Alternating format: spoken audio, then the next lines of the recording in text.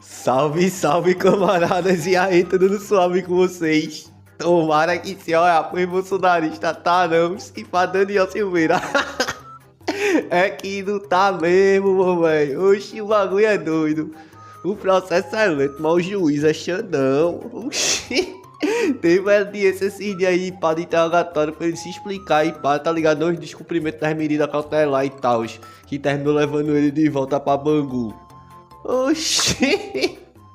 Explicar ele até tentou, mas não justificou não, esse meu irmão. No geral, fazer até um resumo pra vocês. A culpa é que falta inteligência pra ele, pra galera que orienta ele. E ainda rola uns bagulho aí de as aves. E também esquecimento. Vê se pode. Ei, desde já se inscreve no canal se não for inscrito, deixa like, comentário também é essencial pro vídeo chegar mais longe. Oxi, aí tem papo dele pedindo saidinha. Meu velho. Chorar. Ele chorou pra nós, meu velho. Oxi, o bicho até se enrustiu durante um breve momento e pá, mas eu não confiei muito no choro não. Parecia que tava metendo a mão na água e passando na cara pra fingir que tava escorrendo lá. Mas enfim. Vocês vê aí, pá, que segundo ele era tudo teatrinho. Bora pro vídeo sem mais delongas. E que venha muito churrasco pra nós com a carne sem imposto. E vai baixar que eu tenho fé. É churrasco pra nós, papai. Fogo no gado. Boa tarde a todos. Aqueles que Boa não tarde. me conhecem, meu nome é Rafael Henrique, sou juiz auxiliar aqui no gabinete do ministro Alexandre de Moraes e recebi a delegação para conduzir essa audiência de hoje. Registro a presença do Dr. José Guilherme de Oliveira Mendes, procurador da República, representando o Ministério Público Federal, né, a Procuradoria-Geral da República, assim como o sentenciado, o senhor Daniel Lúcio da Silveira, a quem cumprimento, boa tarde, senhor Daniel, acompanhado de seus advogados, Dr. Paulo César Rodrigues de Faria, Dr. Sebastião Coelho da Silva, Dr. Michael Robert Silva Pinheiro. Tá certa a pronúncia? Assim, O melhor do bolsonarista é esse, meu velho.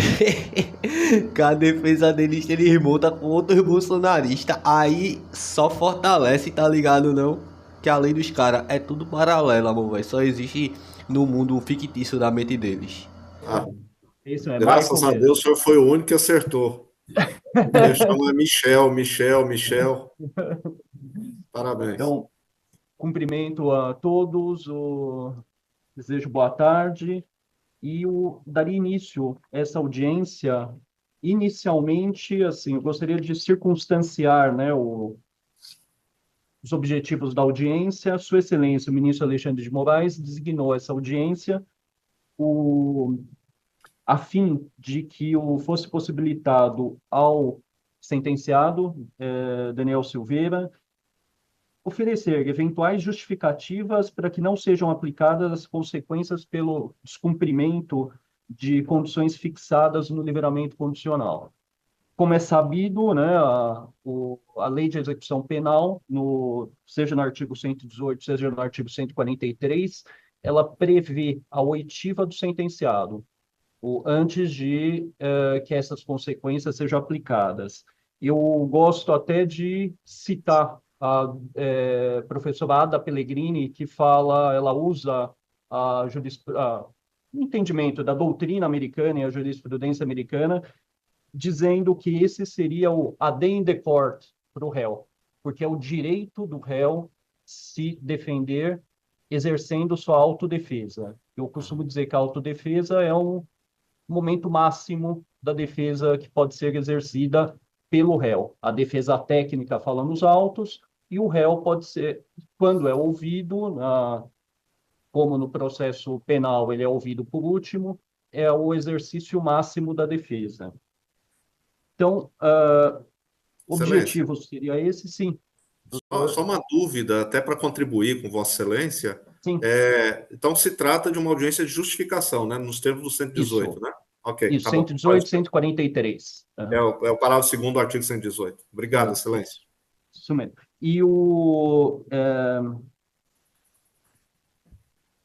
As consequências aí para, né, expor essa questão. As consequências do descumprimento, elas acarretam a perda de até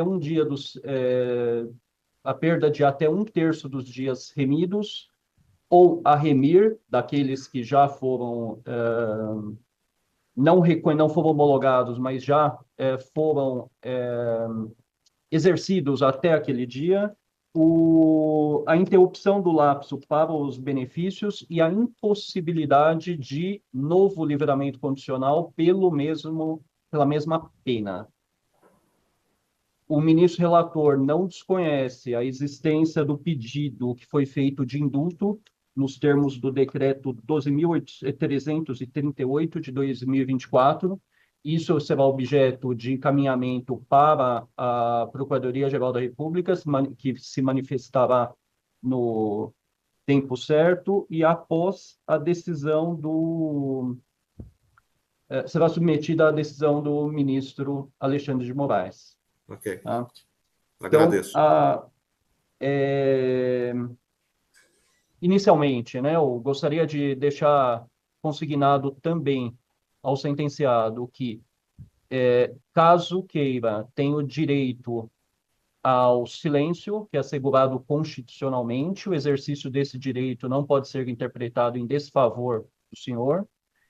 E assim como a entrevista com os advogados, que fui informado que ela já foi realizada, né, antes do início da audiência. Então, o senhor confirma que o senhor teve contato com os advogados, tirou todas as suas dúvidas? Sim, excelência. Sim. Boa tarde, mas me ouve bem? Boa tarde. O senhor me escuta? Muito bem. O senhor me ouve? É porque eu não sei se aí o som está sendo bem. Sim. Não, agora acho que está Salvo engano, estabilizada a você conexão. audiência de custódia, na verdade, comigo. Sim, exatamente. Fui eu que realizei a audiência de custódia no dia 24 de Excelência, então, dezembro. só para mais uma dúvida aqui pertinente, embora seja redundante, o doutor Paulo já perguntou, a audiência de justificação facultada ao juízo, tanto também, embora não se possa pedir um novo livramento condicional na pena, também tem a revogação da prisão e reestabelecimento do livramento condicional. São esses os termos do artigo 87, uma audiência de justificação, correto? Sim, isso mesmo. Tirei todas as dúvidas, sim. Ele perguntou se você teve audiência, teve a reunião com os advogados anteriormente, só confirmar. Sim, excelente. Tive a reunião, sim, mas breve, só para poder mesmo tirar dúvidas que são pertinentes no momento. Então, podemos dar início à audiência. Sim. Senhores, sou o sentenciado Daniel Silveira. Tá? Então, aqui, nesse processo em si, né, agora já se trata da execução penal, o senhor foi condenado como incurso no artigo 18 da Lei 7.170 de 83, que hoje não vige mais, e atualmente seria assemelhado ao artigo 359-L do Código Penal, assim como no artigo 344 do Código Penal, a pena de 8 anos e 9 meses de reclusão. Regime inicial fechado, além do pagamento de 35 dias multa, com valor unitário fixado em 5 salários mínimos. Foi dado início à progressão da pena. Em 7 de outubro de 2024, foi deferida a progressão ao regime semiaberto, na medida em que houve o cumprimento do lapso de 25%, nos termos do artigo 112, inciso 3 da LEP. Se o apenado for primário, o crime tiver sido cometido com violência à pessoa ou grave ameaça, o percentual é de 25%. Posteriormente, no dia 20 de dezembro de 2024, à vista da comprovação do lapso temporal superior a 1/3 da pena fixada, haja vista tratar-se de condenado não reincidente em crime doloso com bom comportamento, o artigo 83, inciso 1 do Código Penal, foi concedido o livramento condicional. Certo? Então, houve a decisão do livramento, consta dos autos que no próprio dia 20 de dezembro, houve a cerimônia solene de colocação no regime, em livramento condicional, junto à unidade prisional. O senhor confirma isso? Recebeu uma cópia da decisão? Sim, na verdade, a cópia da decisão e alguns outros documentos, uma vez que dada a celebração, né, feita a celebração junto ao diretor da unidade, 2 testemunhas, se eu não me engano, ou 3, mas os agentes que instalaram também o monitoramento eletrônico. Então, nesse dia mesmo, foi instalado o monitoramento, porque uma das condições era o uso de tornozeleira eletrônica, foi instalado nesse mesmo dia, certo? Sim. Tá. Aí, prosseguindo, houve manifestação da defesa informando o endereço, que eu gostaria que o senhor informasse, né, confirmasse se é esse mesmo, Rua Genésio Belisário de Moura, número 323, Petrópolis, Rio de Janeiro. Exatamente. Que na audiência de custódia foi o mesmo endereço até que o senhor havia dado, é esse mesmo. No dia 23 de dezembro, Sua Excelência, o ministro relator, diante da informação de descumprimento das condições facultativas fixadas, revogou o livramento condicional, tendo sido expedido o mandado de prisão, que foi cumprido no dia 24 de dezembro, por volta de 7h30 da manhã. É isso Sim. mesmo? Um pouco mais cedo. Então, tá. E aí, na mesma data, às 11 horas da manhã, foi realizada a audiência de custódia. Sim. Então, o que nós temos aqui realmente são os descumprimentos. Em relação a o senhor tem a oportunidade de oferecer uma justificativa decorrente desses descumprimentos. O primeiro, que se encontra até nos autos, no EDOC 415, é a informação da SEAP do Rio de Janeiro de que o sentenciado teria retornado à residência no dia 22 de dezembro de 2024, às 2h10. Isso é, mais de 4 horas após o horário definido, tendo sido liberado do hospital à 00h34. O senhor gostaria de justificar o que houve? Sim, excelência. Sim.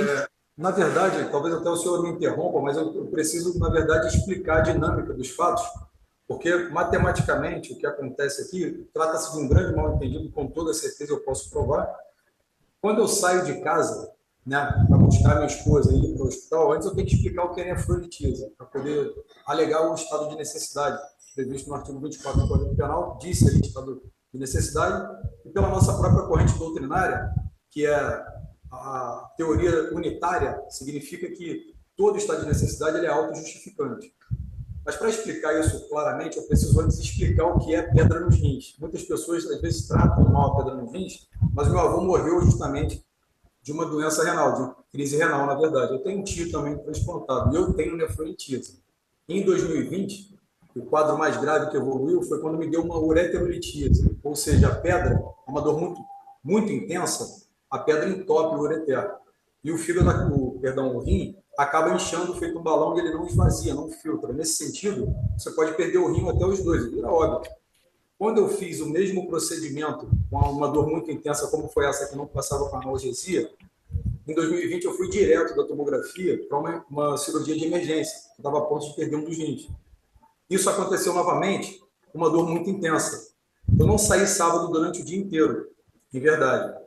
Eu vou explicar toda essa dinâmica para que faça sentido para Vossa Excelência, e aqui como se eu estivesse até falando ao ministro, todo o meu respeito ao ministro, mas com toda certeza o mal-entendido veio aqui da Secretaria de Administração Penitenciária. Me permite só, então, eu interromper o senhor, assim, nessa sequência que o senhor está trazendo, seria até nesse sentido. O senhor foi solto no dia 20 de dezembro, sim, por volta de 1h30, até aqui consta a colocação da tornozeleira às 15h46. Foi mais ou menos esse horário. Exatamente. Dia 20 de dezembro, uma sexta-feira. Exatamente. É isso mesmo. Isso. Aí, dia 21 de dezembro, foi um sábado. Que, exatamente, segundo consta, o senhor permaneceu em casa durante o sábado inteiro. E aí, sim, acho que essa é a questão que o senhor queria contextualizar temporalmente. Não. É isso? Não. A questão, na verdade, é que foi alegada uma violação, porque na verdade, eu liguei para a defesa, telefonei para o meu advogado, Dr. Paulo, e informei a dor desde cedo. Estávamos eu em casa e meu primo Renan.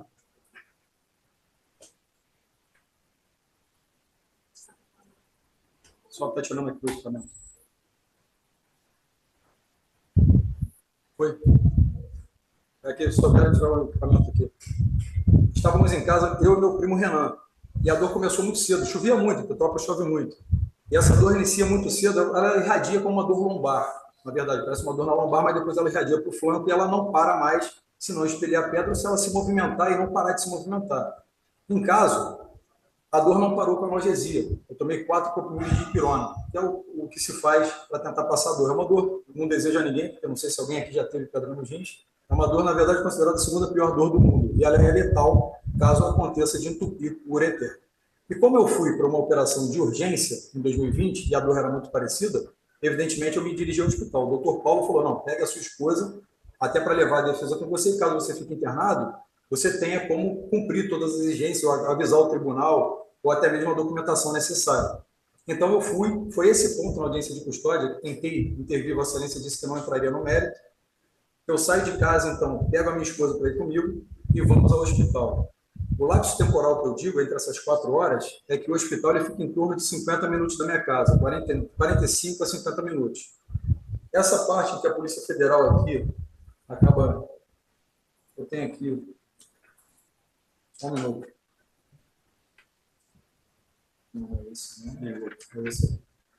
A Polícia Federal diz aqui que eu demoro 1h30 para chegar ao hospital. Na verdade, não se trata disso. Eles não têm a georreferência, como o ministro teve acesso. Pode reparar que eu cheguei mais cedo, caso o ministro queira conferir, tirar para dirimir todas as dúvidas. Eu chego no hospital em torno de 20h20, mais ou menos, 20h25. 22. É o tempo realmente. 22h20. 22h20, não falei?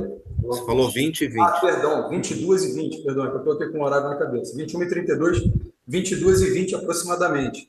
No entanto, Excelência, quando chegamos ao hospital, ao desembarcar do veículo e a dor pertinente, eu me restabeleço, e nós não damos entrada imediatamente, porque não é assim que funciona. Eu passo na primeira recepção e informo que vou na emergência, me é então dado um adesivo para que eu entre ao hospital e passe por uma triagem. Essa triagem anterior tem uma senha. Quando eu chego ao hospital, nós pegamos uma senha, muita dor, e tinham 4 pessoas à frente. Esperei ser chamado, o que demandou em torno de 20 minutos realmente, que cumpre que preenche esse pequeno horário aqui, que fala de 1h30 que levei, não foi, levei em torno de 50 minutos, o mesmo tempo do retorno, na verdade. Essas 4 horas, elas são preenchidas entre deslocamento de ida e vinda e atendimento. E também não saí na alta do hospital às 00h34. Eu saí mais ou menos 10:01, que quando o médico me dá alta, salvo engano, o doutor, eu não vou me lembrar, doutor Gabriel, foi o médico que me atendeu, quando ele me dá alta, ele fala que vai entregar os exames e para que eu procure um nefrologista, uma vez que a pedra pode se movimentar mais, no entanto, afastou a urgência de uma operação, porque não precisava, ela apenas havia se movimentado, não tinha entupido o ureter. Essas horas elas são preenchidas exatamente no tempo de deslocamento indo e vindo, e no atendimento hospitalar, bem como também na hora que eu vou até a recepção para tentar marcar o nefrologista, e sou informado que posso fazê-lo pela internet. Essa entrada no hospital, antes de dar entrada na classificação de risco, que foi muito urgente, segundo o protocolo de Manchester, que é o protocolo usado mundialmente, acabou colocando como muito urgente pelo meu histórico de nefrolitíase. Então, passei aquelas pessoas que estavam na minha frente posteriormente. Ali foi dada a entrada. Por isso, o momento de horário de entrada, 22h59. Eu já estava no hospital desde 22h30, mais ou menos. Pelo que consta na EDOC 438, o senhor teria chegado no hospital 22h16. Teria saído de lá 00h44. Sim. Sim, 22h20, não é isso? Mais ou menos? É. Isso. Exatamente isso. Tá. Os minutos talvez eu erre, porque eu não vou saber exatamente, né? Sim. Então, em relação a... Esse seria essa informação inicial. Sim. Além dessa, consta no EDOC 438 que no dia 22, isso teria ocorrido no sábado, aí do sábado para o domingo, e no domingo que o senhor não teria ficado na residência do senhor. Excelência, Sim. só pela ordem. Eu, assim, até por questões de auxiliar o juízo, eu entenderia que Vossa Excelência contextualizou a ida. Então, precisa contextualizar, Excelência, o retorno, porque o retorno foi muito contestado. Então, antes de adentrar ao dia 22, eu gostaria que Vossa Excelência permitisse ao Daniel para poder ele justificar do momento que ele sai Sai do do hospital. hospital até Qual a chegar na razão? residência. Por que que ele passa na granja, que eu acho que é importante, e a hora exata que ele chega na casa dele. Aí, depois desse fato, Excelência, aí a gente pode partir para o dia 22, que aí vai contextualizar. Tudo bem? Sim, sem problemas. Senhor Agradeço. Daniel. É que, na verdade, Excelência, existe uma dinâmica muito grande nisso tudo. Mas eu vou ter que... Posso explicar tudo? Sim. Perfeitamente. Excelência, na minha casa, há mais ou menos um ano e 2 meses, caiu uma árvore e quebrou todo o deck. Eu estava preso, já estava preso aqui, e quebrou, cobria parte de 70% do meu quintal, mais ou menos. Era área útil, sempre as festas natalinas, de fim de ano com a nossa família, são feitas na nossa casa. Quando eu volto para casa na condicional, está sem o deck, minha esposa já tinha me avisado nas visitas, e eu fiquei preocupado com as festas. Ela falou, já tomamos a providência e alugamos uma casa por 1 mês, aproximadamente, para que nós fizéssemos as festas lá. Inclusive, seria feito um pedido pela minha defesa para que nas datas de 24 para 25, dia 31 para 1º, fosse dilatado o prazo, mais flexível até 1 hora, para que eu passasse fora da residência para passar com a minha família. Por isso, aquela granja, aquela casa alugada por 1 mês. Só que no momento que eu sinto a dor para ir ao hospital, o doutor Paulo Faria, ele fala, leva a tua esposa, que ela é parte da defesa, e para tomar as devidas providências, caso realmente você precise ser hospitalizado e internado. Que não foi o caso, uma vez que a pedra somente se mexeu. Essa parte da ida, que foi de aproximadamente 46 minutos, já ficou esclarecida, Excelência? Sim. A parte da ida, né? Esse preenchimento dessa lacuna que foi dentro do hospital também ficou bem esclarecido? O senhor tem alguma dúvida? Não. É assim, a oportunidade do senhor de explicar... Vou ser redundante, mas é necessário, uma vez que esse livramento incondicional foi a coisa mais importante na minha vida e não faz sentido nenhum que eu jogasse ele fora, não faria sentido, né? Quando eu chego ao hospital, mais uma vez, a dor muito forte, eu desço do carro, me restabeleço adentro no hospital. Ali não é feita a entrada ao Hospital Santa Teresa, o hospital que eu nasci, inclusive, e também fui operado em 2020. Dentro desse contexto todo, quando eu chego à primeira recepção, que é uma recepção de informação. Informação para onde nós vamos. Quando eu chego nessa recepção, eu informo que é emergência, me é colocado um adesivo na minha esposa para nós nos dirigirmos a esse setor. Quando chegamos nesse setor, existe um vigia ali e ele passa uma senha para nós, né, para nós dois. Quando nós estamos ali no totem eletrônico, imprime a senha e tinha em torno de 4 a 5 pessoas, eu não vou me lembrar, Excelência, na frente, que ali não é triagem ainda. Ou seja, nesses minutos, não se dá entrada no hospital. No entanto, pode ser visto por imagens de câmera. A hora que eu chego, como o senhor também tem o EDOC, é georreferência, o senhor não tem aí a georreferência? Sim. Sim, então fica mais fácil de mostrar. Essa lacuna é enquanto eu espero, Excelência, para que dê entrada no hospital. Essa só é feito na triagem, devidamente chamado, e depois da triagem, eu passo à frente das pessoas, imediatamente encaminhado para o exame de tomografia, sangue e urina. Acho que também os exames estão aí em posse de Vossa Excelência? Sim. Isso. Os exames vão coadunar com o que eu digo. Eu tenho a formação do cálculo, eu tenho uma nefrolitise e tenho também presença de sangue na urina. Aqui dentro de Bangu, aqui do PO, Excelência, eu já expeli, eu tive cólicas leves, não foram graves, e uma, quando eu retornei, foi grave. Eu tenho inclusive o laudo aqui da própria UPA aqui, o senhor também deve ter acesso, que a médica confirma a gravidade e fala que, inclusive, pede uma cirurgia para retirada da pedra. Só que isso também foi feito aqui pelo médico aqui da unidade também, uma vez que essa cólica permaneceu durante um tempo. A pedra é um pouco, salvo engano, tem mais de 7 milímetros, e quando uma pedra se mexe, ela machuca muito. Na verdade, é uma dor que te desliga se ela acabar entupindo o ureter, que foi o caso de 2020. Como a dor era muito parecida, eu fui direto ao hospital. Então, ficou bem esclarecida essa parte desse lapso temporal dentro do hospital. A entrada só é feita depois da triagem. Tá bom, Excelência? A volta, Excelência, eu saio do hospital, eu não tenho como mostrar isso de outra maneira, senão falando. Eu saio do hospital, entro no carro, ainda com reflexo da dor, uma vez que eu fiquei em observação durante 1 hora, aproximadamente, 1 hora e pouquinho. Saio da alta médica, Excelência, eu vou tentar marcar um nefrologista. Fico em torno de 10 minutos ainda para depois sair do hospital. Quando saio do hospital, eu me dirijo para voltar para minha residência, só que tem que deixar minha esposa na granja, uma vez que... Essa parte tem que falar, né? Excelente. Bora, agora tem que dar uma explicação boa, né, meu velho? Porque não tem esse negócio de tem que deixar a advogada na casa, tem que deixar a esposa na casa. Não, oxe, a esposa não mora contigo, não. Que onda é essa? Que tua esposa não mora na mesma casa que tu. Oxe, conversa feia. Mas bora ver, né? Fez até charminho pra contar, perguntou se tinha que contar mesmo, é segredinho. Bora descobrir o segredinho dele. Excelência, é muito importante isso, porque isso é muito mais uma parte pessoal do que uma parte judicial. Pessoal nada, meu velho. Oxe, conversa feia, meu irmão. Esse meliante é tudo ousado, né? Por motivos pessoais. Pessoal, não tem que seguir a regra do bagulho, meu velho. Oxi. Durante esse processo, nós tivemos a Polícia Federal na nossa casa em torno de 5 a 6 vezes. E durante esse processo todo, a minha esposa ficou muito sozinha, uma vez que ela é advogada no caso e ela ficou sob muita pressão. Ela se tornou dependente de remédios calmantes. Então, ela não consegue mais permanecer na nossa casa. E ela ficou, durante todo esse período, dormindo na casa da mãe, da tia, da irmã, porque ela não conseguia ficar. Ela acordava às 4, 5 da manhã com medo. Ela acabou gerando um trauma nela. Em realidade, ela não queria sequer ficar naquela casa mais. Isso abalou muito o meu casamento. É importante eu deixar isso claro, porque é a parte mais importante.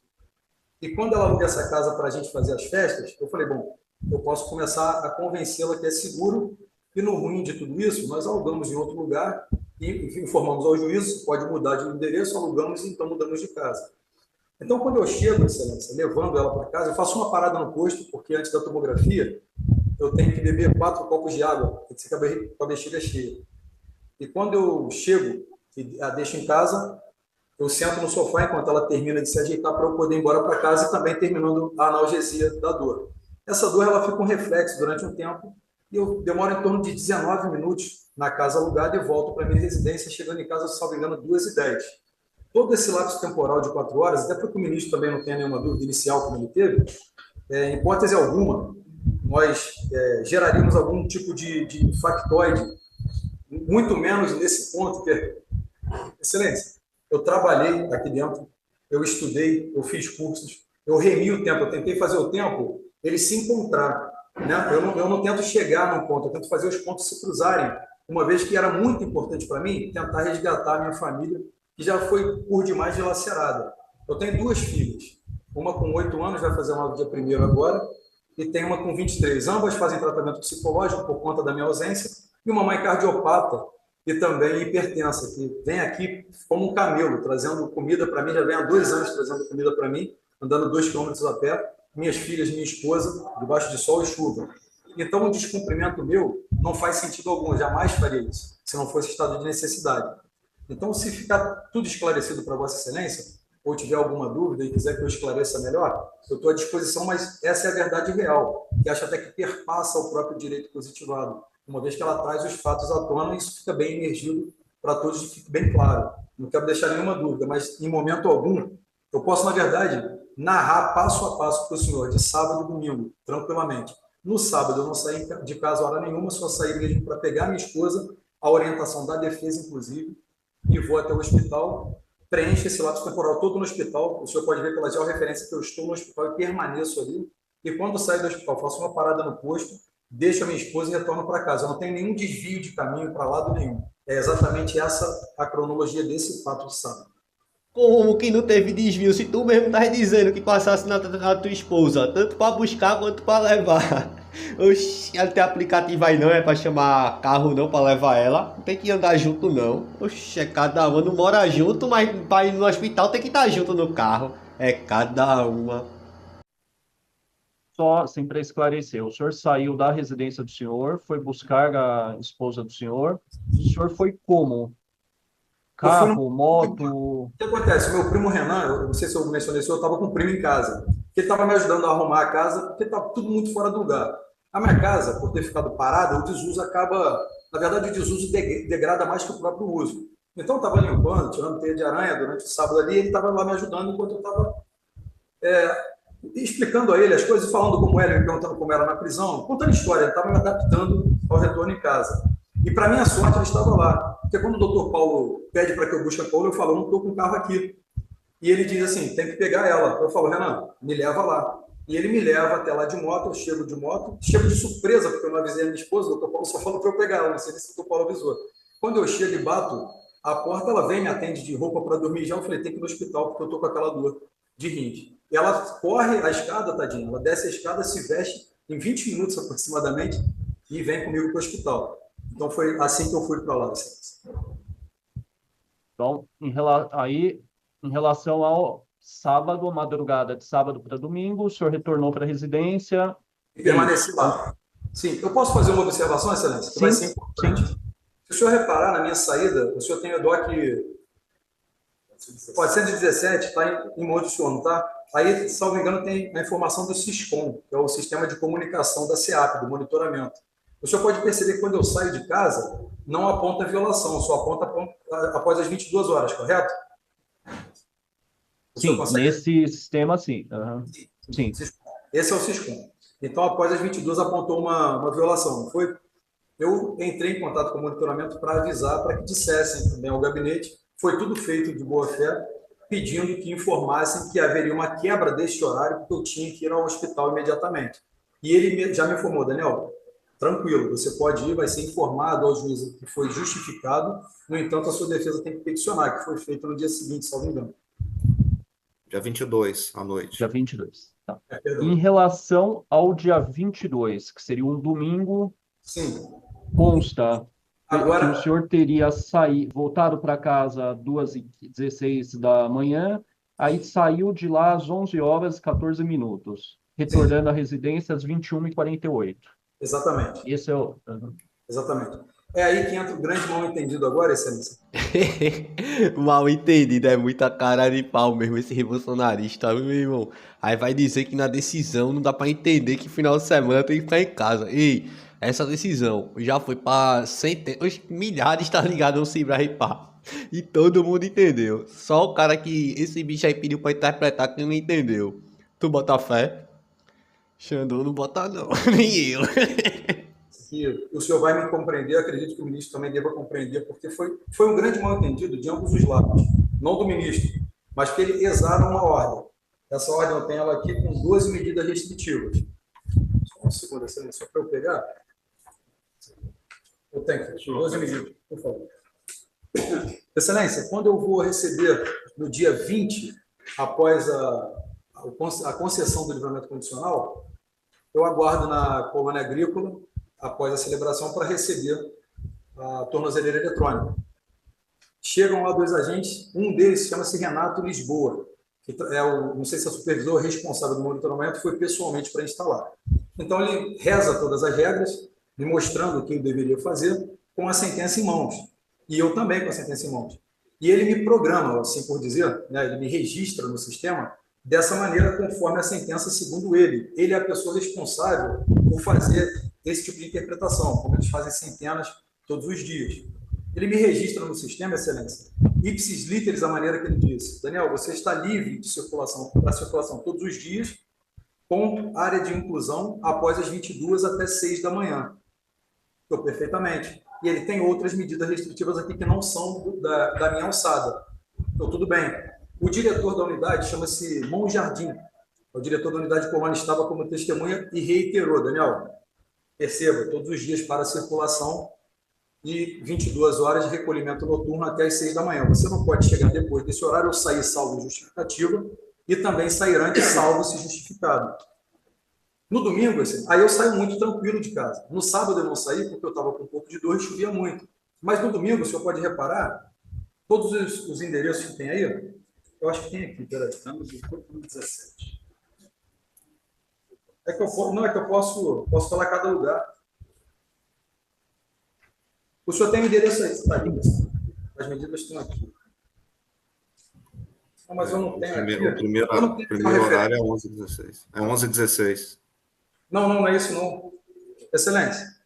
O que consta é no EDOC 438, seria o primeiro descumprimento que foi apontado como Estrada União Indústria 14.490, Itaipava, Petrópolis. Chegada às 11h24, saída às 11h34. E aí vem os outros que é apontado como descumprimento. Essa parte que é importante para que se esclareça o mal-entendido. Eu fui orientado pela SEAP que todos os dias eu estou livre para circulação, todos os dias. De 22 às 6, a reclusão, o recolhimento noturno. Perfeitamente. Saio no domingo, após... esse endereço aí, o senhor pode pesquisar, é Liceu de Itaipava, é a igreja. Eu fui à igreja, fui à missa, encontrei lá a minha esposa e depois fui almoçar com ela. Voltei à granja, à casa alugada, para levar alguns utensílios e vou para Itaipava para poder almoçar com ela. Na verdade, não é um shopping, é um aglomerado de alguns restaurantes, que é bem antigo ali em Itaipava, e fico por esses arredores. Após almoçar, eu vou... É que eu não lembro o nome todo da rua, é a casa dos meus sogros. Depois eu retorno à granja, lá por volta das 17h30, 17h20, salvo engano, eu saio da casa para levá-la para fazer unha.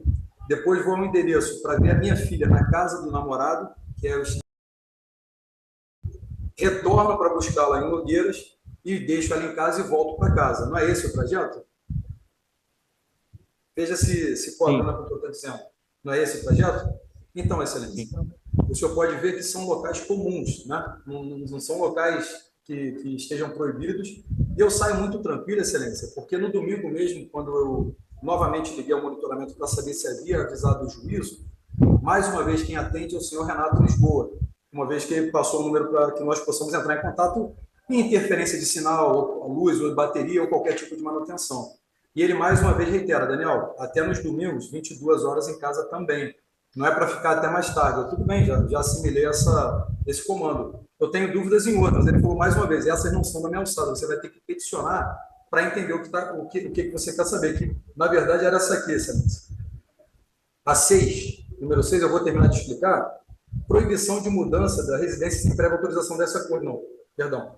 Proibição de utilização de redes sociais, que é da minha alçada, que eu não montei nenhuma e, obviamente, não montaria.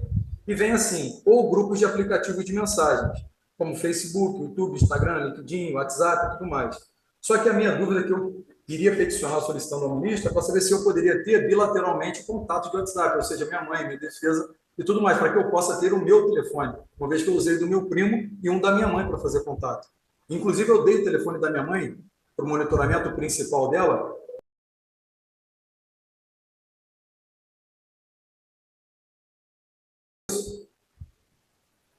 Acho que deve ter. Aqui, mas... o senhor deve ter o da minha mãe principal. Dentro desse contexto, excelência, eu só saí no domingo, muito tranquilamente, talvez só saísse até no feriado de Natal durante o dia, porque a SEAP me instruiu que eu estava registrado com livre circulação todos os dias. Isso foi reverberado 5 vezes para a minha orientação. Nesse período que eu já estava solto, eu já não estava mais dentro do comando do ministro nesse momento, embora sob o comando dele, mas eu fui orientado pela própria secretaria que dessa maneira, senhor, a fiscalização da sentença é feita por eles, excelência. Uma vez que eles me passam a informação, eu somente segui. Me preocupei muito com a tornozeleira, uma vez que na minha casa falha muito sinal. É uma área muito arborizada. Eu tenho uma filha, como disse, de 8 anos, e ela estava na casa da avó materna, que faz fronteira com outro município. Como eu não sabia, na verdade, como o círculo... O senhor conhece o monitoramento eletrônico? Sim. Eles usam círculos, né, concêntricos, na verdade, para as áreas que devem ser respeitadas.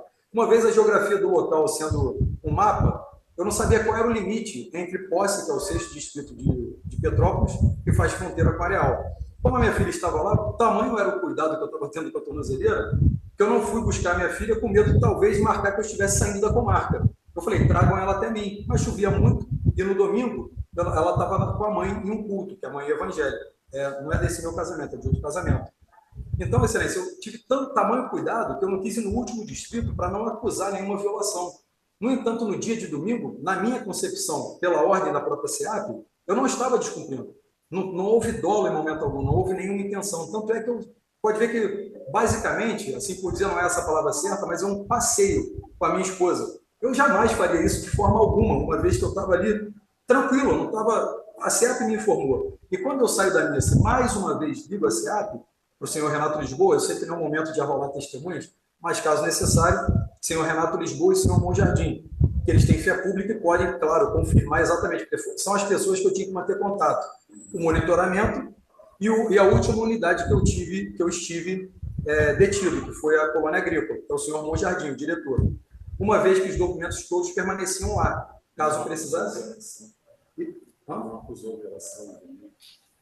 Aí o senhor pode reparar, Excelência, que tanto é verdade que dentro do sistema Siscom, o senhor não vai ver que aponta violação nenhuma no domingo, porque eu chego em casa dentro do horário e não saio fora do horário, antes das 6. Então, para mim, eu estava seguindo, Excelência, de total boa-fé. Para mim, na verdade, quando eles me passaram, eu falei assim, bom, eu não sei se eu posso pedir ao ministro depois a dilação desse prazo de 10, de 22, até 11h30 ou meia-noite, uma vez que eu vou fazer a faculdade à noite. Mas isso seria posterior. Eu estava pensando justamente isso, na verdade. Então, foi justamente nesse ponto, Excelência, que foi o mal-entendido. Sai das mãos do ministro, entre aspas, e passa ao fiscal do monitoramento. Esse último, por sua vez, ele me instrui da maneira que me passou todos os dias livre para circulação, com reclusão noturna em área de inclusão, de 22 às 6. Então, Excelência, não foi de má fé, não foi de maneira alguma, sobremaneira, desafiando o ministro, ou muito menos desobedecendo. Aqui eu posso me dirigir como se fosse ao ministro, Excelência? Sim. O Mumumu é livre, irmão, velho. Fala aí o que você quiser, mas... Oxi, como que nem o ministro disse, milhares de outros réus entenderam o bagulho. Só tu que não, e a galera que tu entrou em contato. Oxi, para, meu irmão. Na moral, eu posso até acreditar na inocência da galera que te passou a informação errada, mas quando tu fosse perguntar a informação, já tava na malícia, amor, velho. Oxi, cara, com fé bolsonarista. Pronto, agora deu. Para que o ministro também, para que ele saiba o respeito, aquele tempo eram outros tempos. Eu era um deputado federal, tracionado pelo povo, muito acalorado no momento. Depois de 2 anos, Excelência, que nós passamos presos, ou seja, em situação que você passa uma emoção muito forte, vê o que se pode perder de verdade, na verdade a política só me trouxe desgraça. Essa é a verdade, só coisa ruim. Se hoje o ministro falar assim, Daniel, vou te dar o perdão judicial, e tu tá elegível, falar, Excelência, o senhor não vai me ver nas urnas, porque isso aí não me abraça mais. É uma coisa que eu não gosto, não. Só me trouxe perdas irreparáveis. Então, Excelência, ministro, de forma alguma eu quis desrespeitar a Vossa Excelência. Eu fui orientado assim pelo fiscal do monitoramento por 5 vezes. Tenho testemunhas que têm boa fé e também têm a fé pública, que são o diretor da unidade agrícola, que eu estava como semiaberto, e também o senhor Renato Lisboa, que é o responsável pelo monitoramento. Me passaram exatamente dessa maneira por 5 vezes. Não foi nenhum descumprimento, nenhum desrespeito. E eu queria também pedir que pudesse também demonstrar boa fé, para que eu demonstre, agora já instruído, que eu já sei como é a decisão, uma vez que me foi orientado, até mesmo pela defesa. Olha, a decisão, quando ele coloca aqui o bem como, ele diz que você deveria estar em casa, então, quando eu já fui preso. Eu falei, só que o problema é que eu fui orientado pela SEAP a me manter dessa maneira. Eu não tinha um contato direto com o ministro e a minha defesa também foi orientada pelo SEAP, doutor Paulo Faria. Então, foi esse o grande equívoco, na verdade. Não foi um desencontro entre o ministro e a SEAP. Quando o ministro encaminha a decisão para a SEAP, ele só encaminha a decisão, não é isso? E bate na mão dos responsáveis. Tem o jurídico da SEAP e o jurídico emite essa ordem para o monitoramento. O monitoramento, por sua vez, registra a tornozeleira, instala o equipamento e o inicia, que é o sistema Siscom. O senhor pode ver que no sábado só viola após 22 e termina a violação às 2h10, quando eu chego em casa, e no domingo, hora nenhuma viola. Mas a violação, então, foi dentro daquilo que o ministro quis dizer na decisão dele e o que a SEAP entendeu. Mas nesse ponto, eu era um terceiro, e um terceiro mais fraco. Eu só esperei o comando da SEAP. Na verdade, quando ele me deu... O bichinho é fraco, ó. É muita canalice mesmo, meu irmão. Me deu esse comando, eu saí muito tranquilamente às ruas. Não foi por desrespeito. Eu queria falar para o ministro que não foi por desrespeito de maneira alguma. Só se fosse um louco para fazer isso. Porque eu, durante 2 anos, fiz em torno de 10 ou 12 cursos, resenhas de livros, dentro de um lugar que eu divido espaço com baratas, lugar medieval, onde eu consigo encontrar o tempo para poder ter o livramento condicional, que era o que eu mais almejava, para eu retornar ao meu lar e à minha família, porque eu precisava resgatar, inclusive, meu casamento.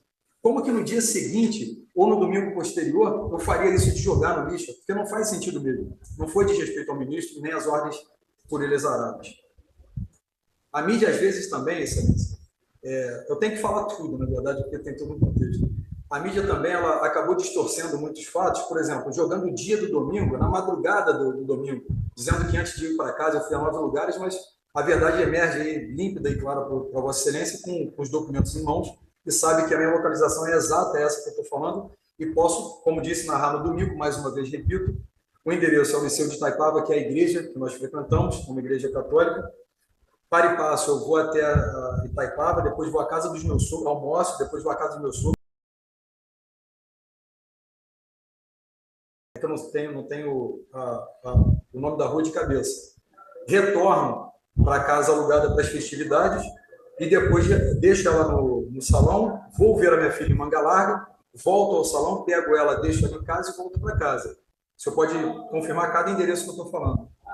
O salão de Nogueiras eu fui 2 vezes, porque eu fui levar e depois buscar, e eu estava andando tranquilamente, excelência, porque na minha visão, após a instrução da SEAP, eu estava realmente dentro do cumprimento das regras. E outras regras, excelência, que eu também tinha as dúvidas, mas a defesa peticionaria. E o mais importante, excelência, o fato mais importante para eu não descumprir qualquer ordem do ministro, que não teria nenhum sentido, é porque lá atrás, quando o deputado, me perdoa, como deputado, não é só para me dar um ar aqui, quando o deputado, excelência, o ministro já foi político. O ministro ele começa como promotor, antes de mais nada advogado, promotor, depois ele vai secretário de Segurança Pública de São Paulo, ministro da Justiça, ministro do STF, ou seja, uma carreira consolidada dentro do direito. Ele passou por muitos meios em que ele pôde aprender muita coisa, inclusive o político, né? Uma vez que ele foi de secretário a ministro da Justiça. Então, esse meio que ele vivia era político. Ele sabe que dentro desse meio, né, nós buscamos votos, buscamos apoio, temos um lado, mas não passa de um grande teatro, porque um político sozinho não move montanhas, não tem como fazer. É muito diferente da ordem do ministro, por exemplo, que ele tem a ordem de decidir, o comando da decisão. Um político não tem esse comando. Um político faz um oba-oba, né? Eu poderia citar nominalmente aqui alguns, que não despiciando, na verdade. No entanto, aqueles eram outros tempos. De lá para cá, excelência, eu queria que o ministro me visse como do início de cumprimento de pena para cá. O meu comportamento, tudo que eu fiz, sabe? Eu acho que chega dessa briga. Tudo isso que eu passei aqui dentro, tudo que eu vi que eu perdi, que eu não posso mais reparar, de maneira alguma eu vou querer briga, seja com quem for, principalmente de respeito. Eu reconheço, eu reconheci até no próprio exame criminológico, aqui a minha fala fica mais genuína, uma vez que o papel é frio, mas se eu pudesse retornar no tempo e modificar algumas coisas na minha vida política, eu modificaria tudo, na verdade. Porque político amador, primeiro mandato, e tentando mudar o mundo, uma ideologia que já se esvaiu dentro daquilo, dentro do conceito que nós passamos.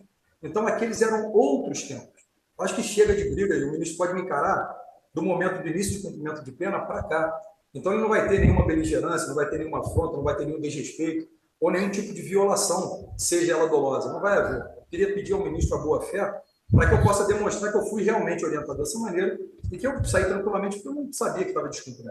Descumpriria sim, evidentemente, excelência, se eu criasse um perfil na rede social, eu mesmo fizesse uma live, por exemplo. Estaria claramente violando, uma vez que parte de mim essa decisão, não é? Bem como também, cadê as outras decisões? Só para eu falar, excelência, eu tenho que deixar claro, olha, proibição de participação em cerimônias, festas e homenagens realizadas em unidades militares, Forças Armadas, Polícia Federal e assim por diante. Se eu fosse a um evento desse, a proibição de concessão de entrevista, foram repórteres na minha porta e eu falei, nem atende a campainha, porque eu não podia, eu falei, não deixa nem tirar foto. O uso de rede social por terceiros, eu pedi para que minha mãe e minhas filhas não postassem nada, nem minha esposa. Minha esposa, na verdade, está sem as redes.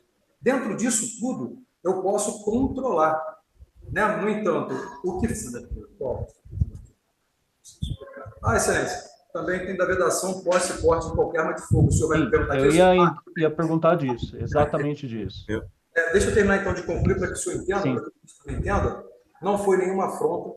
Eu quero deixar muito claro para o ministro que eu fui orientado pela SEAP por 5 vezes, pelo diretor da unidade, pelo diretor do monitoramento, registrado assim estou no sistema, e por isso eu saí ao domingo.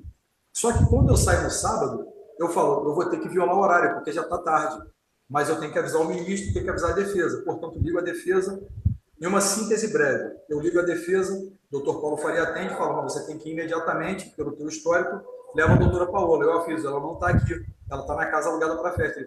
Pega ela, eu vou pegar ela então, vou de moto com meu primo, vou até o hospital, como visto por Vossa Excelência, saio do hospital, paro no posto, deixo ela em casa e retorno à residência. Cessa o pico da violação. Essa foi a violação, mas, no entanto, todavia, nós temos um estado de necessidade, uma vez que salvaguardava o meu bem tutelado maior, que é a saúde e a vida.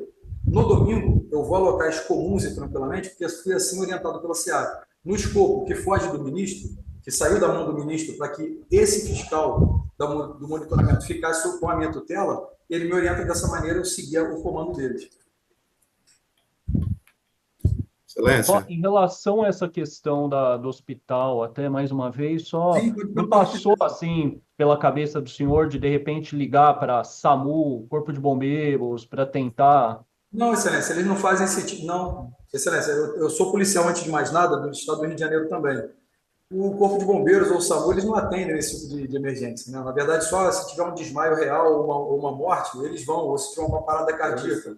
A ureterolitise, Excelência, você pode pesquisar agora e tirar por suas próprias conclusões, uma pesquisa breve.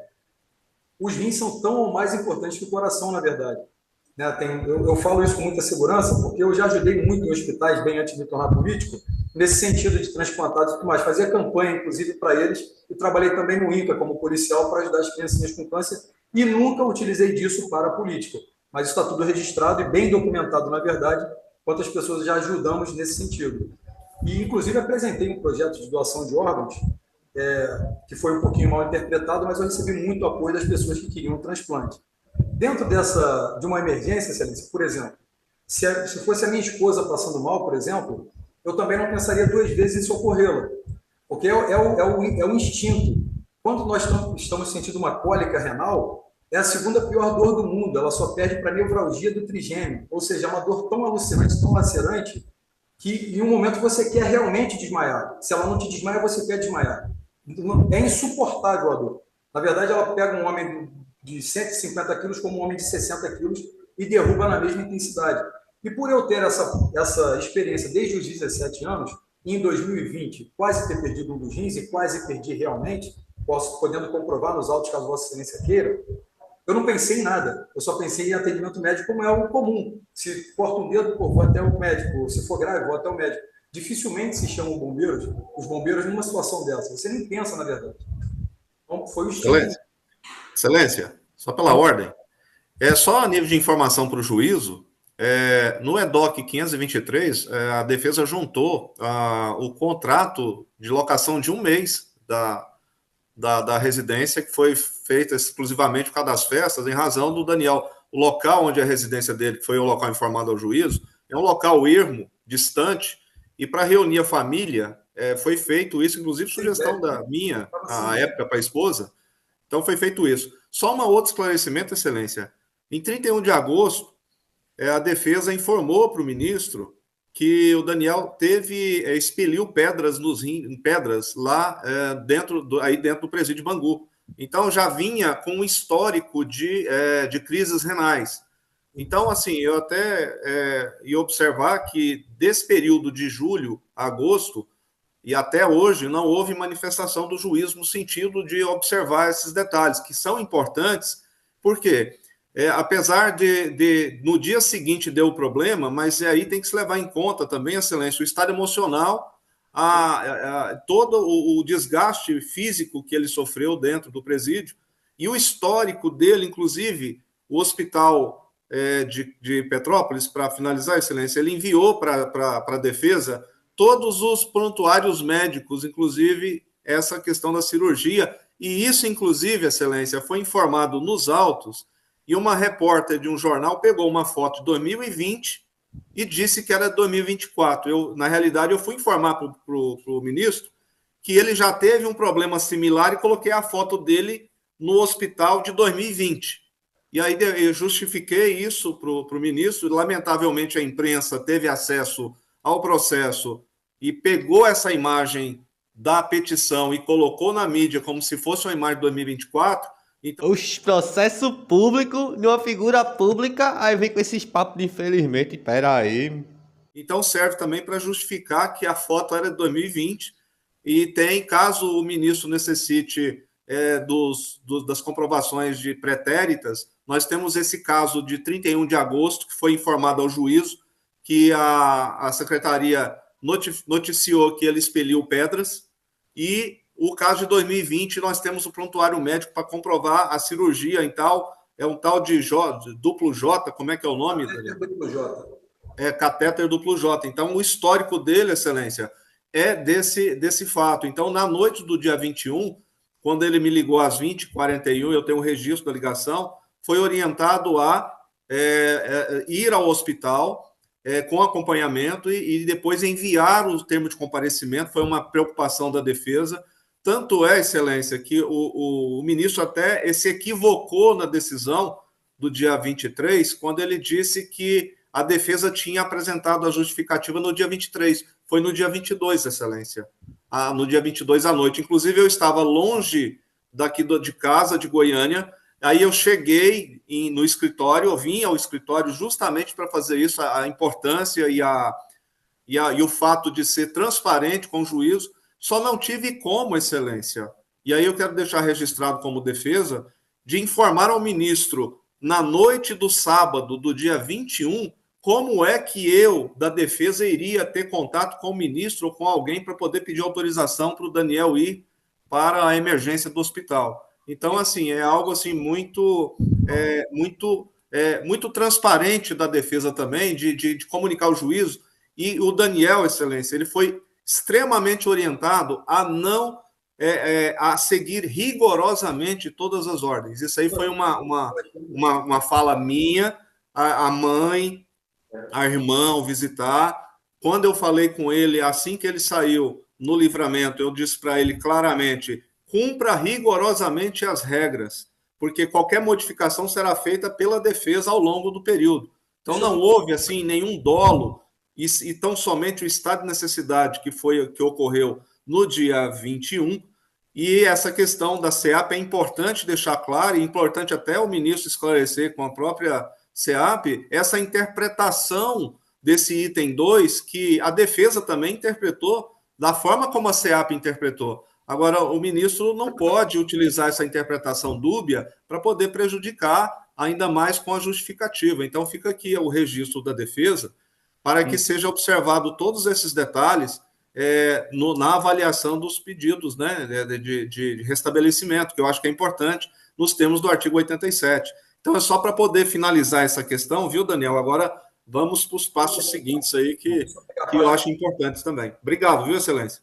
Nada, doutor. Então, só o outro ponto em relação a essa vedação a posse ou porte de qualquer arma de fogo, que é o item 10 do livramento. Sim, mas e aí se comprovou que o senhor ainda possuía a arma de fogo na residência do senhor.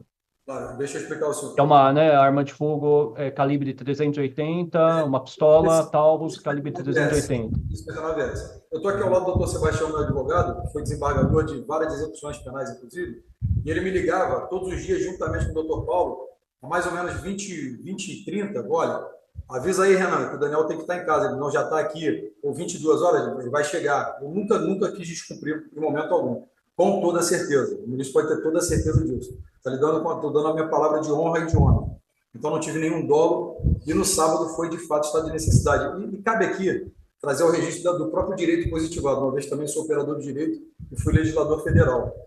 Excelência, o estado de necessidade, como eu disse já na nossa corrente, que é unitária, ela afasta o dolo de um crime, ou seja, até mesmo de um homicídio, fosse necessário. Não afastaria talvez uma medida restritiva, sendo que foi também para salvaguardar a tutela do bem maior que é a vida ou também a saúde. Então, eu acho que dentro da lei e dentro dos requisitos que eu respondi aqui, com toda a minha sinceridade, eu acho que isso pode relevar, com toda certeza, e levar em consideração, uma vez que em momento algum eu o desrespeitei, ou afrontei, ou tenho essa intenção de forma alguma. Eu queria só que o ministro me olhasse da época da sentença para cá, quando eu comecei a cumprir a pena da execução para cá, para que ele veja realmente que não quero mais briga.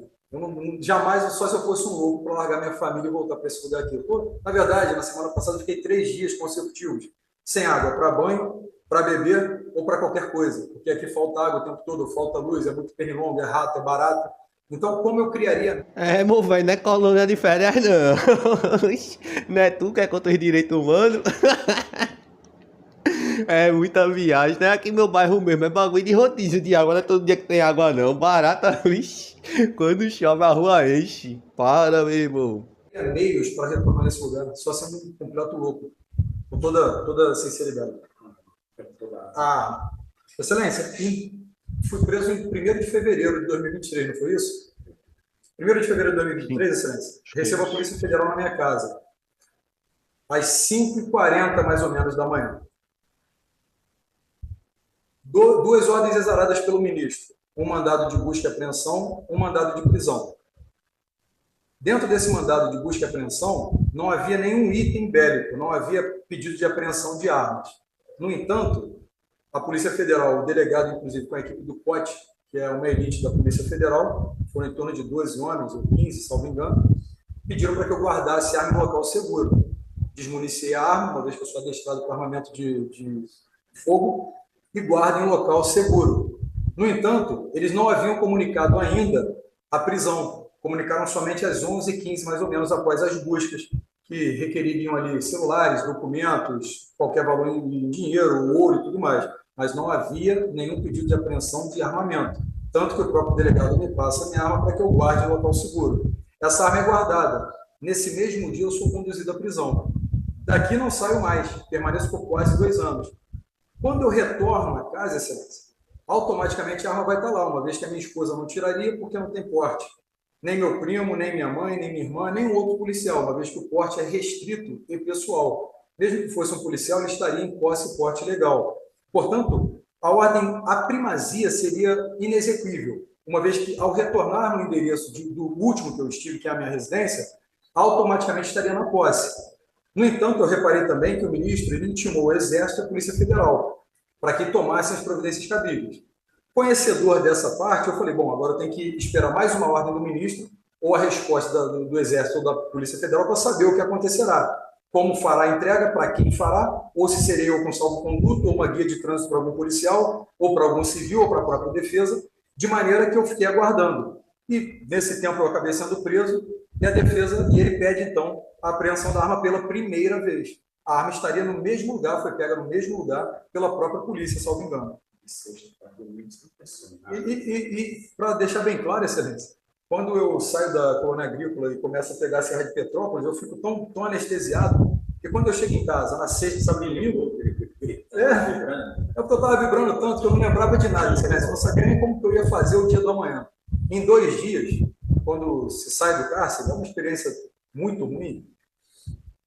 Você já nem espera mais onde acorda. Eu acordei no meu quarto, fiquei em torno de 50 segundos, 1 minuto, para reconhecer onde eu estava indo. Então, eu nem lembrava da arma. Quando eu vi vedação de posse e porte, quando foi me falado que eu não podia portar e ter a posse, eu falei, pô, mas eu nem lembrava da arma. E depois eu falei, mas eu fui preso, em nenhum momento eu retornei, a arma está no mesmo lugar. Então, retornando daquele endereço, automaticamente estaria na posse. Mas não aportei em momento algum e deixei no mesmo local, desmuniciado, esperando nova ordem do ministro para busca e apreensão, ou para que eu levasse, ou para quem levasse. Então, não teve também nenhuma conduta de má-fé, mas era uma ordem, a priori, inexequível da posse, porque eu teria que entregar, ou pedir para algum civil pegar, ou qualquer outra pessoa que estaria também correndo um crime. Então, não teve intenção nenhuma e nem lembrava da arma também, para ser muito, muito franco. Foi exatamente isso que eu... Eu também fiquei meio confuso, não entendi se ele não lembrava ou se ele estava esperando alguém chegar, né? Mas, enfim. Aconteceu. O senhor compreendeu, Excelência, que quando eu saio de casa, eu largo a arma lá. E a minha esposa sai de casa também, a casa fica basicamente abandonada. Uma vez ou outra alguém ia lá para limpar o quintal e tudo mais. Quando eu retorno àquele exato endereço, eu nem lembrava da arma, mas se eu lembrasse, por exemplo, olha, o ministro determinou minha posse aqui, a proibição de posse e porte, então já liga para minha esposa para pegar a arma e tirar de lá. Aí vamos supor que no princípio da eventualidade, ela fosse parada pela polícia. Você tem porte? Tem posse? Não, sou advogada, mas não tenho direito ao posse e porte de arma. Então, conduzida à delegacia, embora seja de calibre permitido, portanto afiançável, acaba sendo um dissabor e acaba incriminando uma pessoa tendo um processo criminal. Então, não poderia pedir a ninguém, mas nem me lembrava. Quando vi, no sábado mesmo que vi, eu falei, bom, agora tem que aguardar a segunda-feira, o ministro deve exarar uma nova ordem de quem pegar, como levar ou como fazer, porque nesse momento eu não posso fazer nada. Até pensei, Excelência, em pegar a arma e levar até o 26º Batalhão, que é da minha cidade. No entanto, tem que se entregar ao último batalhão de origem, que ele fica patriada fica cautelada, né, dentro da Polícia Militar, onde tem todo o armamento bélico ali, chama-se RUMB, e tem o repertório cidadão, salvo engano, e eu deveria levar até Caxias, que é o 15º Batalhão, que foi o último batalhão que servi, e eu quebraria também a comarca, ou seja, eu estaria na posse, no porte e violando a comarca. Eu falei, não, de toda maneira eu vou esperar o ministro, porque ele deve exarar uma ordem para buscar ou para que eu leve ou quem leve. Então também não... Excelência, eu só quero complementar, Excelência, enquanto defesa, que na decisão do ilustre ministro que do dia 23 para o dia 24, não há nenhuma determinação de entrega de qualquer tipo de arma. O que ele fez foi determinar, porque a defesa, Excelência, não tinha nenhum conhecimento de nenhuma arma. Eu não resido em Petrópolis e eu tinha essa informação.